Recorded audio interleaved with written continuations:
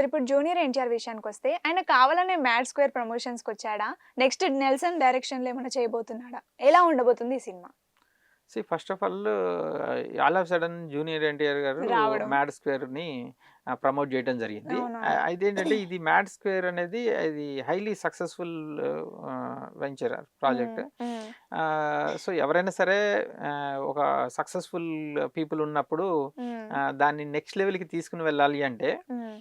ఒక పెద్ద ఆహ్, స్టార్‌ని. ఈ ఒక స్టార్ హీరోని హ్మ్. ఇన్వైట్ చేయటము అనేది సర్వసాధారణం. అవునవును. అయితే ఏంటంటే ఇన్ జనరల్ ఫిల్మ్ ఇండస్ట్రీ ఎలా ఉంటదంటే, ఎవరన్నా కలుస్తుంటే, లేకపోతే ఎవరన్నా స్టేజ్ మీదకొచ్చినా గానీ, దానికి ఏదో లింక్ ఉంటదనమాట. అంటే హ్మ్. ఎలా అంటే ఒక ప్రాజెక్టు చేసే స ఆలోచన ఉన్నా గానీ, హ్మ్. లేకపోతే ఒకసారి అక్కడికొచ్చి కలిసిన తర్వాత గూడా ప్రాజెక్ట్స్ అనేవి అనుకుంటూ ఉంటారు. హ్మ్.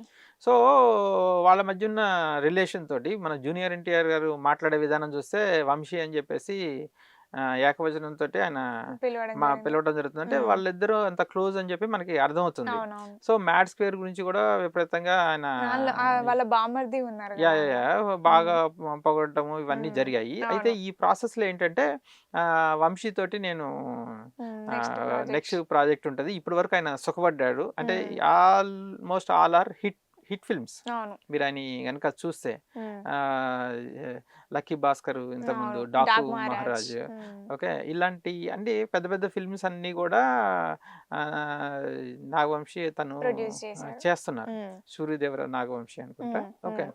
సో, ఆయన ఒక సక్సెస్‌ఫుల్ ఫ ఫిల్మ్ ప్రొడ్యూసర్‌గా ఇప్పుడు బాగా కనిపిస్తున్నారు. అవును. ఆయన ఈయన దృష్టిలో ఏంటంటే ఆయన బాగా ఆహ్, స సుఖపడ్డారు. ఈ హుహుహు. తర్వాత ఉంటది ఆయనకి టార్చరు అని హ్మ్. జెప్పేసి. అవును. టార్చర్ అంటే ఆయన ఉద్దేశ్యం ఏంటంటే జూనియర్ ఎన్టీఆర్ అభిమానుల్ని అతను టాకిల్ జేయగలగాలి. హ్మ్. అంటే హ్మ్. అప్డేట్స్ అడుగుతూ ఉంటారు. ఎలా అవును. ఉందని అడుగుతుంటారు. టైటిల్ విషయము ఇవన్నీ ప్రెషర్ వస్తూ ఉంటదనమాట. వాళ్ళకి అవును. అప్డేట్స్ ఇచ్చేటప్పుడు. హ్మ్. సో, అవి నేనేమి పట్టించుకోను. అవన్నీ గూడా చూసుకోవాల్సిన బాధ్యత మీదే. వంశీదే. హ్మ్.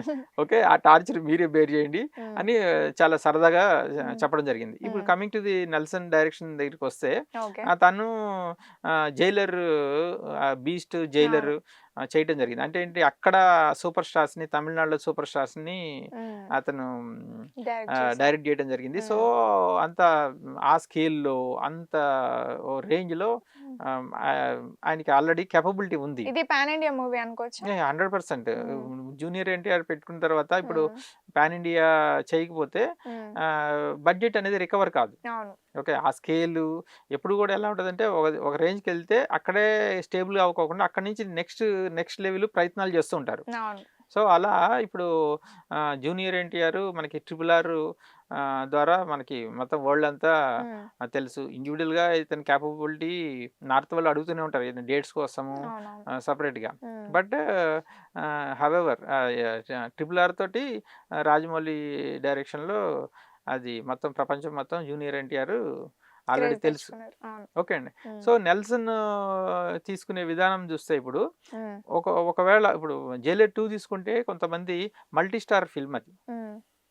ఓకే. మీకేంటంటే 'జాకీ షరాఫ్' గాని, మన 'శివన్నని' కన్నడ సైడ్ నుంచి, హ్మ్. ఇట్లా 'మోహన్ లాల్' ఇలా ఏంటంటే అది మల్టీ స్టార్ తోటి ఆ ఫిల్మ్‌ని బ్లాక్ బస్టర్ హిట్ చేయటం జరిగింది. హ్మ్. ఇప్పుడు జూనియర్ ఎన్టీఆర్ ఫిల్మ్‌లో కూడా అట్లా మల్టీ స్టార్‌ని ఎవరన్నా యాడ్ చేసే ఛాన్స్ ఉందా? అనే అని కూడా అనుకోవచ్చు. ఓకే. ఏదన్నా స్కోప్ ఉంటే చేయొచ్చు. హుహు. బట్ అదర్‌వైజ్ ఆయన ప్రాజెక్ట్ ప్రెజెంట్ చేసే విధానం, డైరెక్షన్ అయితే చాలా బావుంటది. హుహు. ఓకే. ఆ రకంగా జూనియర్ ఎన్టీఆర్‌కి ఒక హిట్ రిజర్వ్ అయ్యుండొచ్చు అని ఓకే. అనిపిస్తుంది. ఆ హ్మ్. కాన్ఫిడెన్స్ కూడా మనకి జూనియర్ ఎన్టీఆర్‌లో మనకి కనిపిస్తుంది. హ్మ్. తెలుస్తుంది. హ్మ్. Okay. That is okay. How మళ్ళీ ఒక నాగవంశి అండ్ జూనియర్ ఎన్టీఆర్ గారి కాంబినేషన్‌లో ఒక హ్మ్. గొప్ప మళ్ళో హిట్. సినిమా ఒకటి వస్తదని మనం ఆశిద్దాం. Okay sir. ఇప్పుడు నిర్మాత నాగవంశి విషయానికొస్తే ఆయన రివ్యూలను, రైటర్లను, యూట్యూబ్‌లను ఎందుకు టార్గెట్ చేస్తున్నారు? అదో రకం ప్రమోషన్ అనుకోవచ్చా? ఆయన నాగవంశి గారిని నేను అబ్జర్వ్ చేస్తున్నాను. ఆయన స్టేజ్ మీద ఆయన ఇంటరాక్ట్ అయ్యే విధానము. హ్మ్. ఆయన డైరెక్ట్‌గా ఆఫీస్‌లో స్టాఫ్‌తో ఎలా మాట్లాడతారో ఓపెన్‌గా, హ్మ్. ఫ్రీగా, ఒక అథెంటిక్‌గా అలా మీడియా వాళ్ళతోటి ఆయన మాట్లాడేసేస్తున్నారు. అవునవును. ఓకే. అది హ్మ్. అంటే ఆయన ఫ్రీ అయిపోయారు. అఫ్ కోర్స్ ఆయన ఆయన ఆయన నేచరే బహుశా అట్లా అంటది అనుకుంటా. ఫ్రాంక్గా మాట్లాడేయటం, ఓపెన్గా చెప్పేసేయటము చెప్తున్నారు. ఇప్పుడు ఏంటంటే వీళ్ళు మ్యాడ్ స్క్వేర్ని టార్గెట్ చేస్తూ రివ్యూస్ కానీ, అంటే మనకి తెలిసిన వాళ్ళే. ఇప్పుడు నేను మీ ఎదురుగా మనం ఇంటరాక్ట్ అవుతున్నాము. నేను బయటికి వెళ్ళి మీ మీద కామెంట్ చేస్తే మీకు ఎట్లా ఉంటుంది?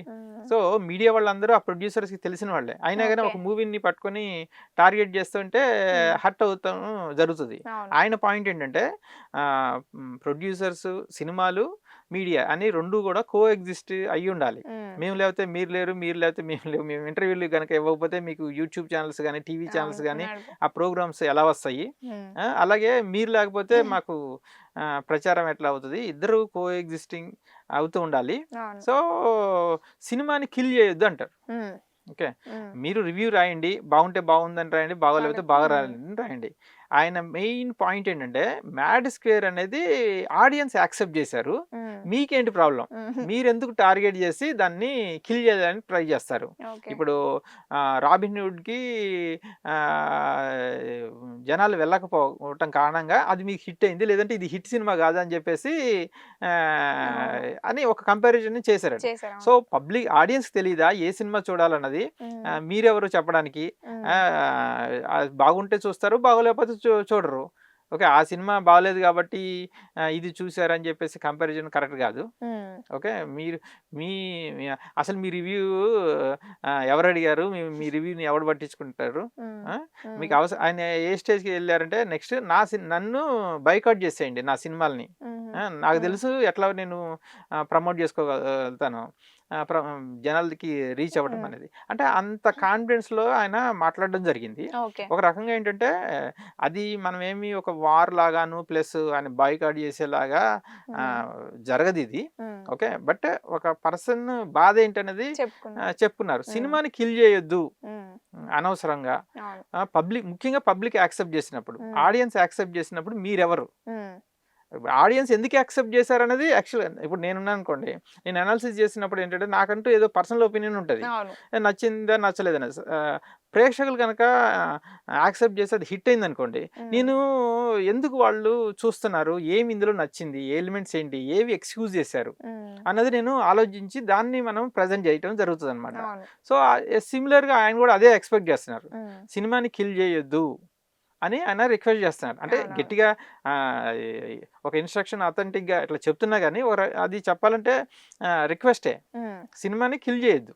అంటే ఒక బేసిక్ కామన్ సెన్స్, విచక్షణ అనేది పెట్టాలి.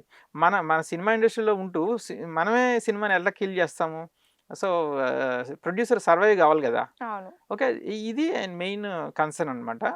So I don't think so ఇది పెద్ద ముదిరిపోయి క్లాష్ అయిపోయి ఆయన్ని నిజంగా బైకాట్ చేస్తారని అయితే నేను అనుకోవట్లేదు. But I like the way he speaking, Nagavamsi గారు. ఓకే, ఇది ప్రమోషన్ కాదు, జస్ట్ అని బాధ అంటారు మొత్తానికి. సో ఇప్పుడు ఈ విషయానికి వస్తే ఏంటంటే మనకి ముందు నుంచి చూస్తున్నాం, ఏదైనా సరే కాంట్రవర్షియల్ ది వచ్చిందనుకోండి, సడన్ గా ఆడియన్స్ అటెన్షన్ వస్తుంది. దీంట్లో మనకి ఏంటంటే ఆర్టిఫిషియల్ గా ట్రిగర్ అయినవి ఉంటాయి, న్యాచురల్ గా ట్రిగర్ అయినవి ఉంటాయి అనమాట.